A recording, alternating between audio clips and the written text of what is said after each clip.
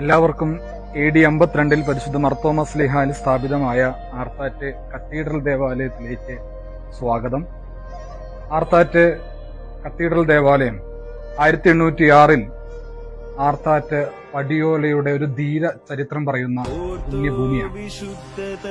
പൂനംകുരിശ് സത്യം പോർച്ചുഗീസുകാർക്കും റോമൻ മേധാവിത്വത്തിനും എതിരെയുള്ള വലിയ പ്രഖ്യാപനമായിരുന്നെങ്കിൽ ആർത്താറ്റ് പടിയോല എല്ലാ വിദേശികൾക്കുമുള്ള വിദേശാധിപത്യങ്ങൾക്കുമെതിരെയുമുള്ള ഒരു വലിയ ദൃഢപ്രതിജ്ഞയാണ്.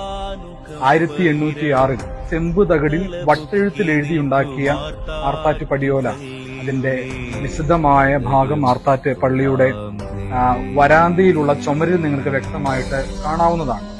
അതിൽ ഇപ്രകാരമാണ് എഴുതിയിട്ടുള്ളത്: കൊല്ലം 981 മകരഞ്ഞായത്തിൽ പുത്തൻകൂറ് സുറിയാനിക്കാരായ ആർത്താറ്റ് ഇടവകക്കാരെല്ലാവരും കൂടി നമ്മുടെ ദിവന്നാസ്യോസ് ബാവ തിരുമുൻപാകെ എഴുതിവെച്ച പടിയോലയാവിത്.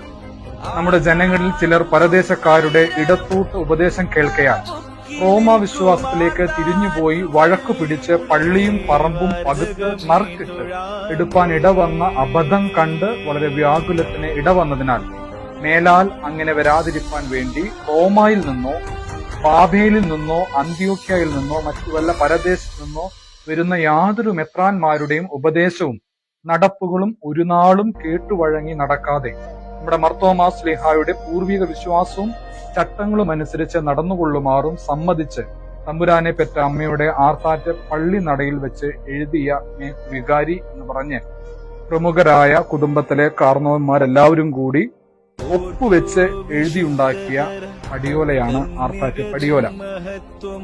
1947 സ്വാതന്ത്ര്യ ബോധമൊക്കെ നമ്മിൽ ജനിക്കുന്നതിന് മുൻപേ 1806 ആർത്താറ്റ് മണ്ണിൽ പൂർവികർ വിദേശ ആധിപത്യത്തിനെതിരെയും വിദേശ വിശ്വാസത്തിനെതിരെയും ഒക്കെ ശക്തമായി ഒന്നടങ്കം ഈ പുണ്യഭൂമിയിൽ നിന്ന് ഒരു ദൃഢപ്രതിജ്ഞ എടുത്തു. അതാണ് ആർത്താറ്റ് പടിയോല.